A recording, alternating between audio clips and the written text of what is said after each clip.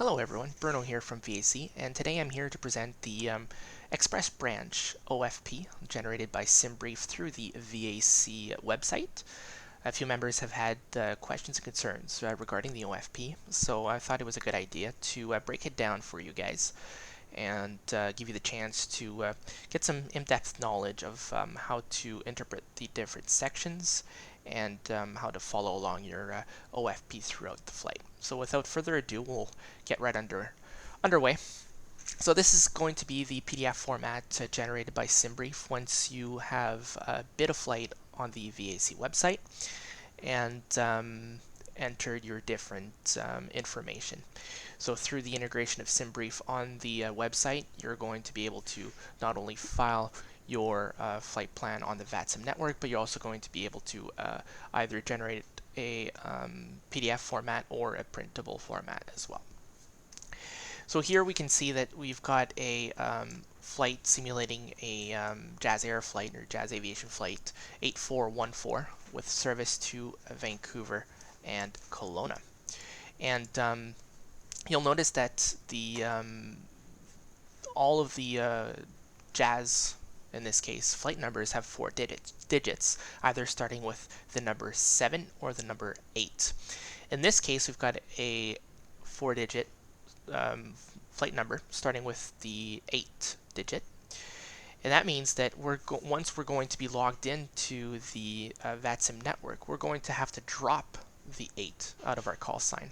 So essentially our call sign on VATSIM would become Jazz 414. If this flight number would start with the number 7, example 7959 or 7959, we would have to keep the 7 as the 7 is used. So a little tip there on the proper way of creating your call sign when you log into VATSIM. We can say today's date, 05 of May 2020. That's the date of the flight. The type of aircraft, we've got a Dash 8 Q400 here today, and the FIN number and the civil registration. Moving on, we've got the release date, which is essentially the date the flight plan was generated. And you'll see that you've got obviously May 5th, the hour and the time of day the flight plan was generated by the dispatcher, and you've got a unique ID. We'll come back to that in a very little bit. You've got the flight crew, captain, first officer, flight attendant, and purser. Very straightforward once again, and different the employee numbers, the seats, the names, so on and so forth. The dispatcher, so this would be the dispatcher who generated the flight plan, and the desk.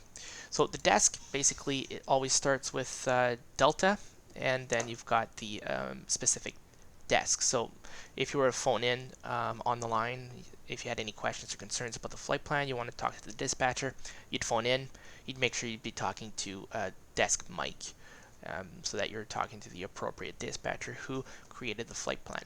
And to make sure that you're on the same page, you would use the unique ID to specify which flight plan you're talking about, because sometimes the weather does change. You've got some operational changes to be made to the flight plan.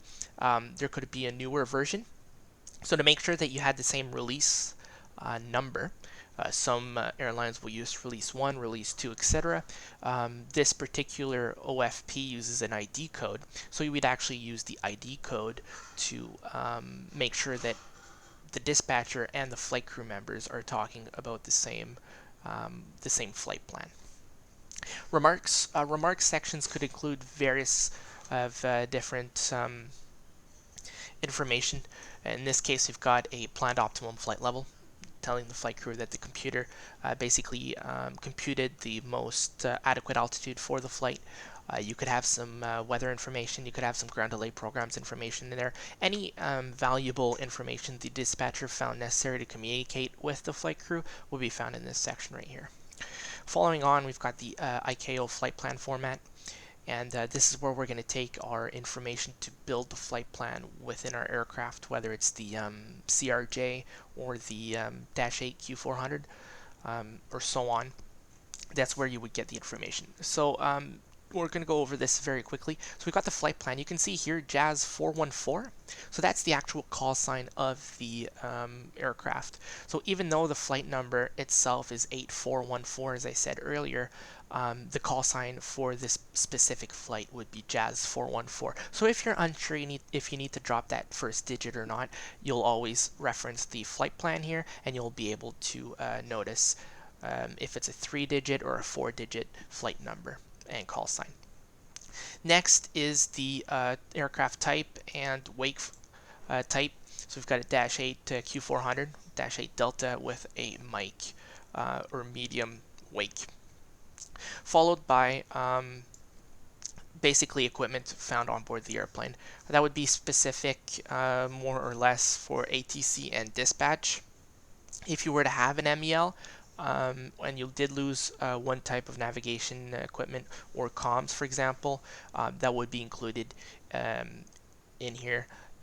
So if you, let's say, had a GPS failure, or MEL, I should say, you would obviously have it in the remarks. You'd have the MEL number and the description of it, and obviously the GPS identifier for the nav would be taken out.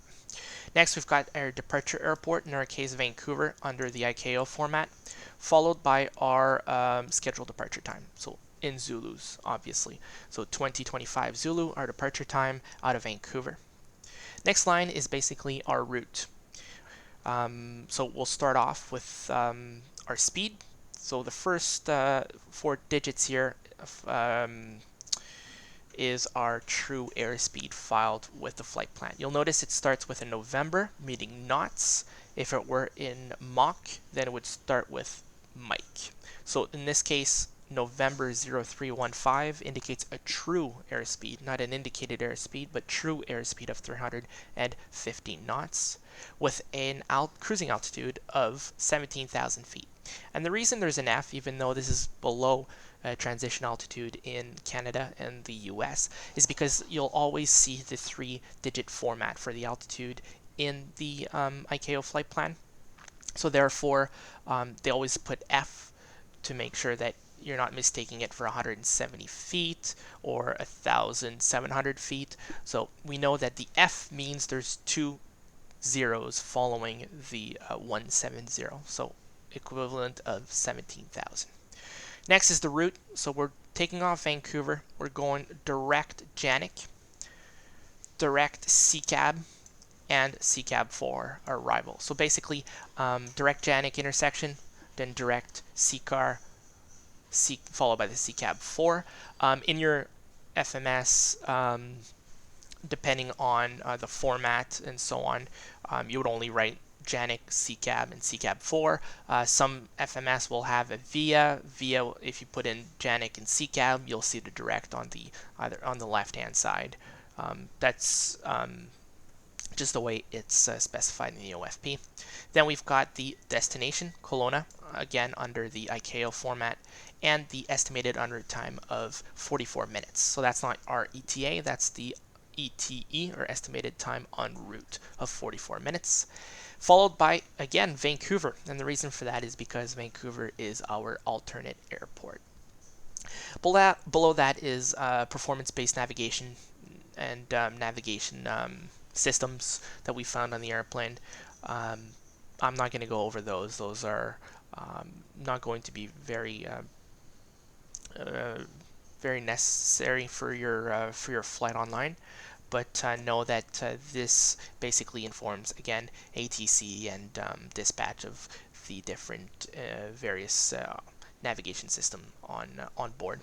So we do have the reg again. That's for ATC and the operator, which is Jazz Aviation. Next, takeoff alternate. In this case, we don't have one. Weather's good today in Vancouver, but if you were to have a takeoff alternate because you're below minimums for your return, this is where you would find it. You would it'd be in the same format as the alternate, meaning that you have the IATA code followed by the ICAO code. So for example, we could have Victoria, so Yankee Yankee Juliet with Charlie Yankee Yankee Juliet. So if you see that you've got a takeoff alternate on your flight plan, it's probably a good indication that weather is not very good at your departing airport. And something you want to keep in mind is the alternate, or your takeoff alternate, has to be within 60 minutes of your departure airport. So it can't be all the way to, example, Calgary. It would have to be within 60 minutes on of your departing airport. Alternate dispatch chose Vancouver, so that's where you would find it. Again, it was in the ICAO flight plan. It's also here, easier to read. Alternate, and the VIA would be an en route alternate.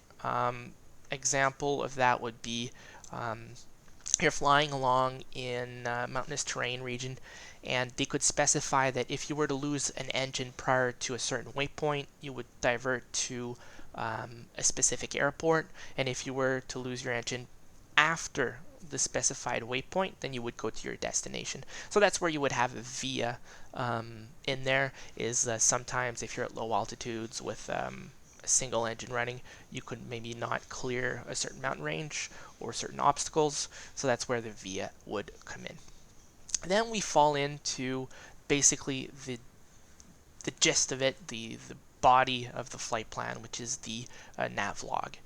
And the nav log has a lot of different informations that we would look at obviously before the flight, but we would look at mostly during the flight, and that gives us kind of a standard of how our flight should be going regarding performance, regarding fuel burns and whatnot. So looking at it, we'll start from top to bottom, left to right, probably the easiest way of doing it.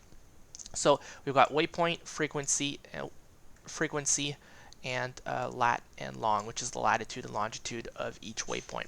So if we were to take a look, we've got Vancouver, which is our departure. Top of climb calculated, which is a simulated waypoint.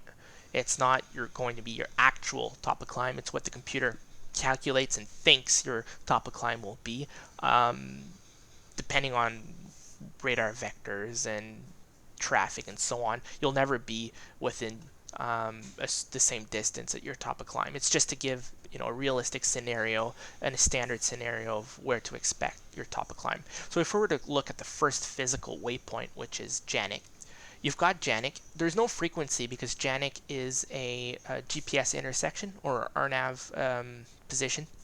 It's only associated with your latitude, longitude. If it were to be an NDB or a VOR, you would actually have right here the associated frequency for that particular fix. So that's where you would find it. The airway right here is basically your route. So we're going from Vancouver, if you remember correctly, to Janik, and it was a direct. So there's no specific airway. If we were to be on a Victor or a Jetway, the specific airway would be specified. Next is your time, or total time, and total time remaining. So one goes up, the other one goes down. So if you remember, total time remaining out of Vancouver, we said the flight was 44 minutes. So there's 44 minutes of total time remaining. So if when we get to our top of climb, theoretically it would have taken us 10 minutes since we're wheels up, and there's 34 minutes left from that point on. And once we get over Janik, which is basically the same point as our top of climb, it's about 10 minutes, and there's about 33 minutes left. So there's a few seconds here and there. If we were continuing on to CCAB, 17 minutes since we're airborne, and then 26 minutes until we land. So that's basically how you can kind of judge how much time you've got left. These numbers should more or less match what your box is telling you or the FMS is telling you. And usually the flight plans are very, very accurate within, a minute or two, or that's about the window you'd have. And then same thing would go here. We've got the distance and then the distance to go. So there's 196 miles between Vancouver and Kelowna. It's going to take us 42 miles to get to top of climb. There's 154 left. 3 minutes from our top of climb to Janik with 151 left. So one adds, the other one subtracts, basically. Following on, we've got the indicated and the true airspeed. So in the climb, for the Q anyways, you're going to get a climb. I'm pretty sure that you get a climb. You don't really get climb performance calculated on the RJ. I am not too sure. But that's basically what you're going to have. In cruise, you're going to have the indicated and the true airspeed. So the true airspeed is what we had filed on our flight plan, and the indicated airspeed is basically to help the pilot get that true airspeed.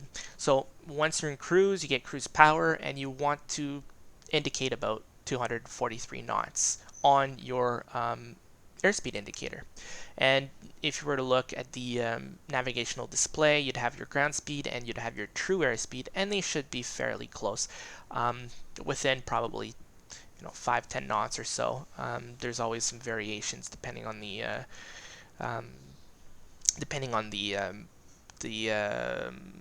difference between temperatures and weights and so on. So you may see a bit of variation there, but it should be fairly accurate as well.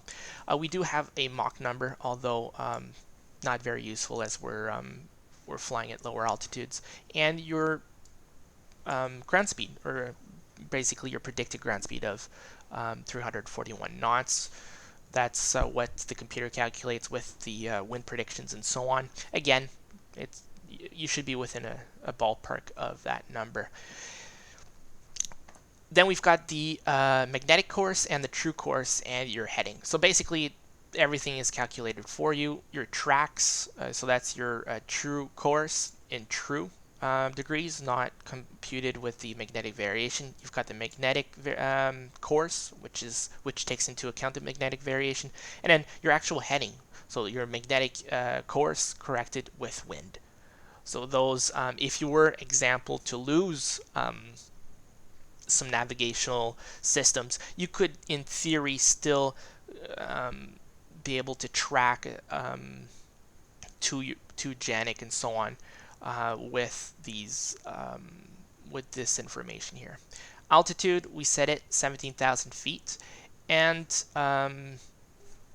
the outside air temperature of minus 21 degrees. Then we've got the wind and the shear. Shear is a level. I believe it's 1 to 5. I do not remember.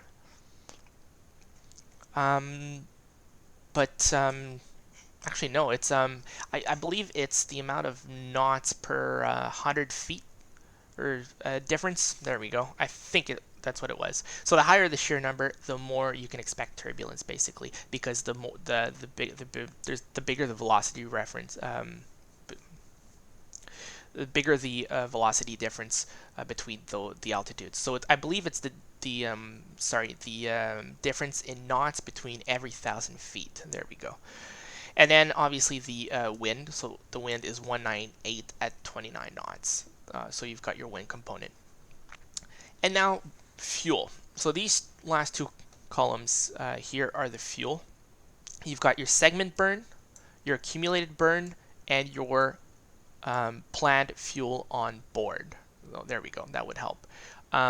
So your segment burn is how much you're going to burn between the points. Your accumulated burn is how much you've burned since your departure. And finally, your planned fuel on board says how much fuel you should have inside the airplane at this specific point. So if we're going to take a look at JANIC, over JANIC, our segment burn was 20 pounds. So from our top of climb to JANIC, which is, we said, 3 nautical miles, we've burned 20 pounds of fuel.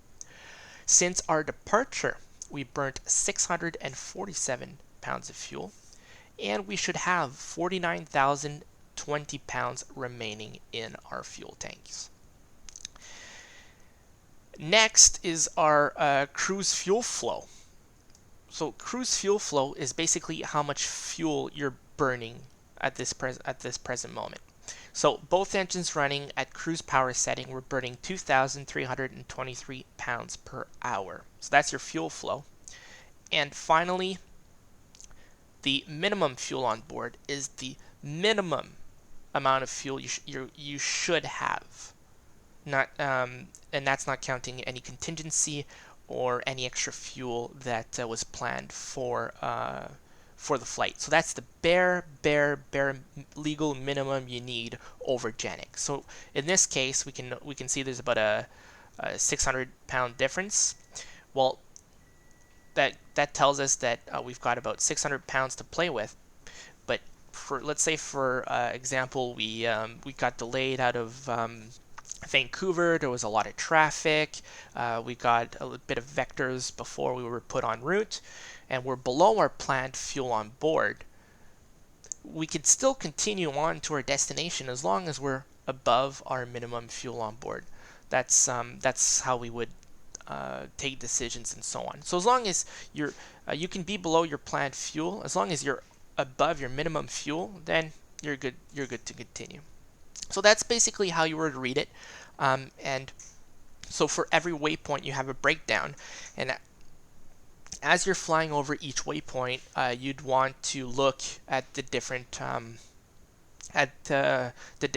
sections. Mostly, you'd want to look at how are we doing on fuel? Are we over the planned fuel? Are we below the plan? And most of all, are we over our minimum fuel? And if we are, and if the fuel burns track, then we're good. So that's really what you want to look at once you're in the air. And basically, the navlog gives you a good picture of whether you've got the right performances out of your aircraft, the proper cruise settings and whatnot. And so that's what we would do as we cruise along. We'll move further down. This is the following page after the navlog in the OFP, and now we get more into the fuel, the weights, and the way the different climbs and descent portions have been calculated. So here we've got the operation modes, and we can see cost index that's where you would find your cost index if the particular aircraft requires a cost index to calculate performance. You'll always see a cost index. Doesn't mean that the aircraft will take that information. For example, the Q4, you would not enter a cost index in the performance section. Then we got the different type of climbs and descent. So we've got a type 1 climb at 850 RPM. That's for the props. We've got a standard cruise, intermediate speed cruise, sorry, and the descent, which is the type 1, again, descent at 850 RPM. Average wind component. So plus tells you that you've got a tailwind. So Papa 26, we've got a plus tailwind of 26, minus or Mike 26, you'd have a headwind of 26 knots. Average temperature deviation, that's the difference between the ICAO temperature standard at your altitude and what the altitude compared to your actual outside air temperature at cruising altitude, or climb in this case. So we're below 1 degree of the standard at 17,000 feet. So cruise average temperature. So it's just, those are basically more performance and fuel calculations, things like that for the program that builds up your OFP. You could take a look at it. The tailwind is probably a little bit more relevant than the average temperature deviation. You would have some extra performance information here if need be. Alternate cruise schedule, we can see that we're in long range, and it tells us and then you could have a different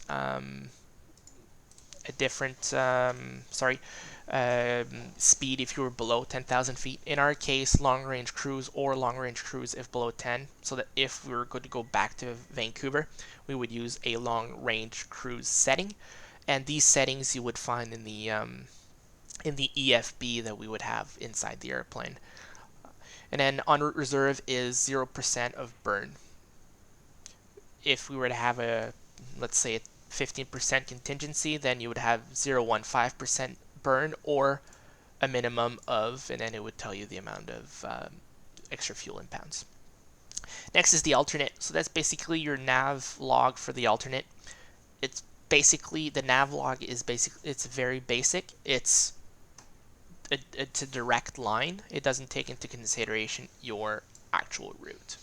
So we know that going back to Vancouver from Kelowna, if we couldn't land, would take us 47 minutes with 204 nautical miles. And our minimum fuel, our min div fuel, so we'd need, leaving Kelowna, we need 1,793 pounds. That's the bare minimum to make it back to Vancouver. And we would land in Vancouver with 1,411 pounds, basically, for that. En route, that's your planned route. Kelowna, direct Kepna, direct Booth, Canuck 4, Vancouver. Following on, we've got the fuel and weights. Again, flight number, aircraft fin, etc. That's the same. Vancouver departure time Zulu. FMS route. Some airlines will store the routes in the FMS. So if you had a company stored route, this would be your the way you would bring it in. It would be Vancouver, Kelowna, and then flight plan 1, flight plan 2, and so on. I know that when I was flying on the line, these routes would actually be the pre-planned route for the dispatch system. We'd always have to manually enter them in the box. But if the stored routes at dispatch do talk to the system does talk to the airplanes, like certain airlines have via ACARS, you could basically just write in the company route and it would automatically upload to your box. So that's a feature that some airlines have, some don't, but the FMS route information will always be included in there. Next is a breakdown of the fuel. So basically, what we're going to look at is what each section means and what specific numbers you'd actually be looking at. So pretty self-explanatory. Taxi, we've got 300 pounds of fuel for that, which is equal to about 15 minutes of taxi time. We've got the burn all the way up to Kelowna with the time. We knew the air time was 44 minutes, so that's the same. The burn's about 1,768 pounds. En route reserve, we've got none, like it said right here, en route reserve none, so that should match. Reserve, so that is your alternate. We'll start with that. So the alternate, we know it's Vancouver, so those match as well. If you didn't see it right here at the top of the nav log, it's also included right here. So we know Vancouver is our alternate. We need 1,793 pounds, which is our burn right here. And it's equal to 47 minutes, which is the same as here. So everything does match, everything jives. Usually it does. It's all calculated by the actual program that dispatch would use.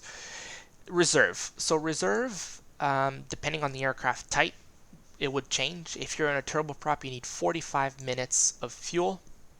And if you're in a jet, you need 30 minutes of reserve fuel. And and this is basically regulatory, and it changes from different countries and whatnot. But in Canada, for an IFR flight plan, you need enough fuel to get to your destination, to do an overshoot, to go to your alternate, and to hold. And then you need a 45-minute extra. So that's where this comes in. You've got the missed approach, the hold in the alternate, and you've got the 45-minute reserve on top of that. So that is what you need. So up until there, this would be the bare minimum. And then we can see here we've got contingency. We've got a 595 pounds of fuel. So that's been calculated by dispatch as a little buffer, if you will, like a safeguard. Maybe there's a bit of delays and such. So the contingency right here is we're giving ourselves a bit of leeway where we're not too sure if we're going to need it or not. That is the extra 15 minutes or the extra 600 pounds we were talking earlier when we compared our planned fuel with our minimum fuel. That's where you would see what you have. Minimum ramp fuel. That's how much fuel you need. That's how much fuel you need once you leave the gate. So once the fueler comes in, tells you how much fuel you need, I need 5,867. Just round it up to 5,900, and that'll do the job. But that's the minimum ramp. That's the minimum fuel you need, or that the flight plan requires you to have before leaving the gate. Then you have the minimum brake release fuel. So that minimum brake release fuel is the minimum fuel you can have before taking off. So when you're short of the runway and there's a whole bunch of airplanes right in front of you, you got to keep an eye on how much fuel you're burning, because your flight plan tells you that you need a minimum of 5,567 pounds of fuel for you to take off. If you do not have that fuel on board, in theory, and depending on the airline's SOPs, some are more lenient, some are very firm. Some airlines will require that you must return to the gate if you are below your brake release fuel. So brake release is not the moment you leave the ramp, it's the moment right before takeoff. You're lining up on the runway, we've got that fuel, yes, okay, we can go. Tanker extra. In this case, we've got 0. The tanker is basically how much extra fuel that you're not planning to burn, that you're going to carry on board. And basically, it's airlines tanker fuel because sometimes fuel is cheaper at one airport than the other. For example, let's say that the fuel in Vancouver is $1.50 per liter, and the fuel in Kelowna is $1.75 per liter. Well, the airline may elect, and that's depending on different algorithms and whatnot, they may elect to overfuel the airplane so that when you land in Kelowna, you only have to take a very small number. You're not spending as much.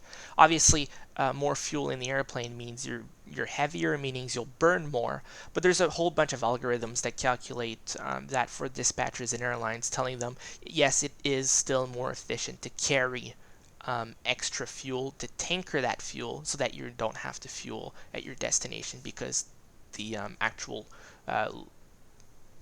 price per liter is that much higher. So that would be included here. In this case, we're not tankering, we've got 0. And then the planned ramp.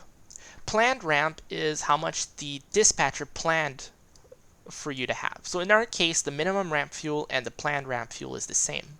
But let's say we had, I don't know, an extra 1,000 pounds of tanker. That would be added to our planned ramp. So instead of having 5,867, we would actually have an extra 1,000 pounds, which would give you 6,867. So our planned ramp would be 1,000 over our ramp fuel. And finally, our planned arrival. Well, that's how much fuel that we're planned to land in Kelowna. So just about shy of 3,800 pounds of fuel. So I hope this makes sense for you guys. I hope I broke it down fairly easily. And it kind of enlightens you where each section and what each section means, and kind of tells you how much fuel you're going to need at the end of it all. Finally, weight side of things. We'll go through this a little quicker. The operating empty weight is basically the weight of the airplane with nothing in it. No fuel, no passengers, no cargo. That's how much it weighs. The payload, cargo, bags, passengers. So the empty weight plus payload gives you your 0 fuel weight. So we've got the actual and you've got the limit. Limit payload is the most amount of charge you can put in there, either bags, people, combination of either or. And your 0 fuel weight versus the structural zero fuel weight of the airplane. Finally, fuel on board. That's the same as the planned ramp. Add that to your zero fuel weight, you get your taxi weight. Again, your limit, takeoff weight, so your taxi weight minus the 300 pounds that you're planned to burn, that's your takeoff weight. Again, your limit. So if you're fairly heavy, you want to make sure that you're fairly heavy and you've got lots of fuel. Sometimes you're going to be on the heavy side when it comes to takeoff, especially if they planned for a long taxi and finally you cut in line or you got lucky and the taxi is a little shorter than what it was planned. You might actually be over the actual takeoff weight. So that's something to take into consideration at high density airports. Sometimes if you do get lucky and you kind of skip the queue, then you might be close or over the planned, because the computer optimizes every single pound up to the limit. So it's going to calculate how much people I can stuff in there at a maximum to make sure that when he's ready for takeoff, he's as close as possible to the 65,200 pounds. So those are little things you want to check out. And finally, the planned landing weight. Again, if you're taking off heavy on a very short flight, example like Kelowna, you might be close to your structural limit. So again, just to make sure that the planned weight is lower, and your actual calculated landing weight is going to be below as well, and that you'll find that information in your box. And finally, the number of passengers. That's the number of the amount of cargo. Some airlines will also have the bags, so cargo is calculated separately as the bags, and then performance limits. So performance limits, here is your structural limit. So that's what your airplane can actually take, and your performance limit is actually based off your flight plan. So for example, our takeoff today for Kelowna would be limited to 63,768 pounds, and that's because if we were over that, we would reach our structural landing limit. So because we're not burning a whole bunch of fuel, we're only burning about 1,800 pounds. So that's why we'd be limited to 63,000. Our landing is not limited. Landing would usually be limited by example runway length. Sometimes it would be for go-around performances, single engine performance, things like that, and so that would be that. Then flight times, we've got our planned out, so our planned taxi out time, 15 minutes. Our calculated off time, 44. So when you are going to take off, you write down your actual takeoff time, add 44, that would be your ETA. And you would write it down just for self-note. The airline would get all that information through the ACARS itself with the weight on wheels and so on. Everything is transmitted automatically. Same thing, for the arrival. Scheduled taxi in. Your scheduled taxi in.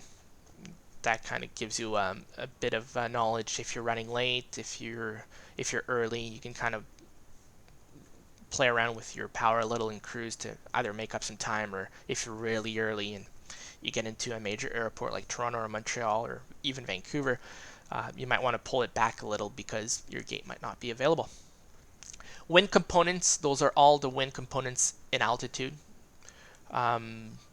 So it basically just tells you the wind direction, the wind speed, and one flight level higher, lower, 10,000 feet, so on. So that kind of gives you an idea of what to expect if you are not having your planned cruise altitude. Descent wind summary tells you that. Aircraft turns to flight, and from flight, that we would have, obviously SimBrief does not know where the fin came from and where the fin is going, but on the line, that's where you would see where the airplane came in from, at what time, so you know how long it's been sitting on the ramp there, and what time the airplane is leaving on its next flight. So that's mostly just crew information. En route drift down, that is if you were to lose an engine en route, where they want you to go. They want you to go back to Vancouver, and so on. So that's based off the planned takeoff weight of our flight plan. There's two methods. I'm not going to go through the drift down methods, but there was a method 1 and method 2. Basically, method 1 is the moment you lose your engine. From that moment on, you do a direct Vancouver, and you would fly back. Method 2, you would have specific waypoints, and there's a bit more calculations involved into the drift down methods. Minimum equipment list, again, something that's not simulated. I shouldn't say very well simulated. It's not simulated at all. Currently in SimBrief, I don't believe so, unless we can manually add some MELs, but this is where you would find your MEL items. So you'd have the item, the description, the expiry date, depending if it's a category A, B, C, or D on your MEL. Life vests on board, yes, no. Right now, all Jazz aircrafts are no. They've taken out the vests, landing category status, and so that would be your Cat 1, 2, or 3 status, depending on your aircraft capability.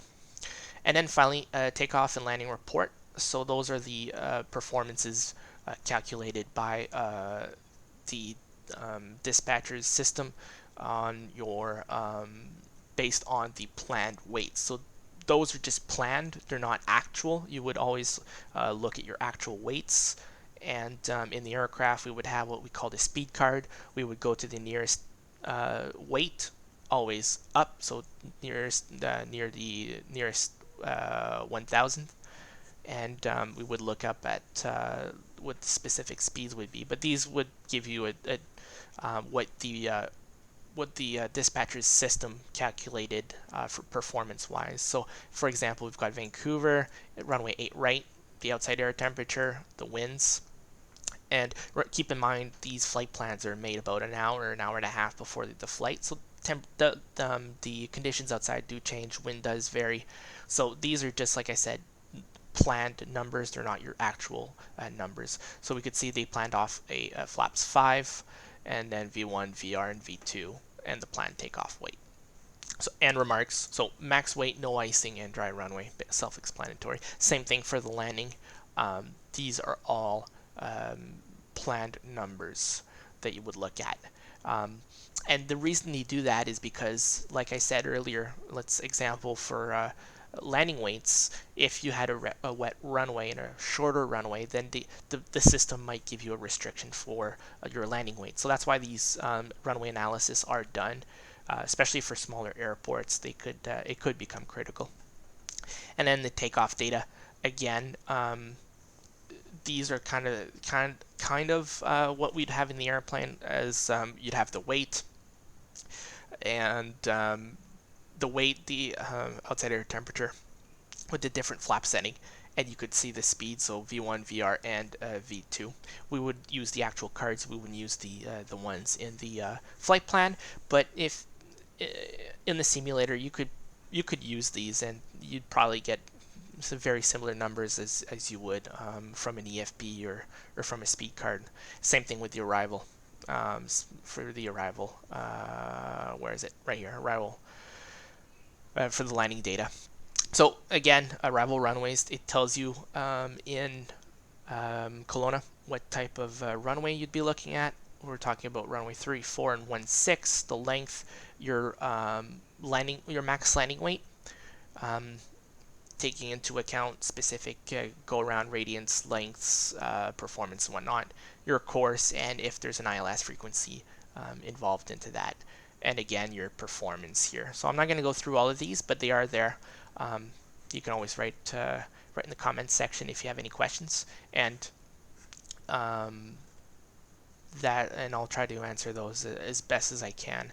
Obviously, I haven't used this OFP in a bit of time, but hopefully I'll remember most of it. And then finally, you've got your METARs, NOTAMs in the ICAO format that you specifically would go through before the flight. So METAR, TAF, associated NOTAMs with your departure. And then you would find your METAR, TAF, and the particular NOTAMs for your arrival. So this will conclude the OFP overview for the Express branch here at VAC. I hope it was not too boring. I know it's kind of a dry subject. It's just going over a piece of paper, but there's a lot of information included in that piece of paper. And if you want to try to mimic as best as possible the real-life operations within your simulator, I think having a good understanding of the OFP and how to interpret and use this different knowledge and information it will help you quite a bit, and it does bring a certain level of realism into your simulator, especially if you're flying on the VATSIM network and it's a very busy evening. Then those fuel calculations and whatnot will become very important. So once again, thank you for tuning in. I hope that it helped enlighten you guys, and if you have any questions or concerns or any demands, you can write it down in the comments section below, and we'll hopefully see you next time. Once again, take care and happy landings.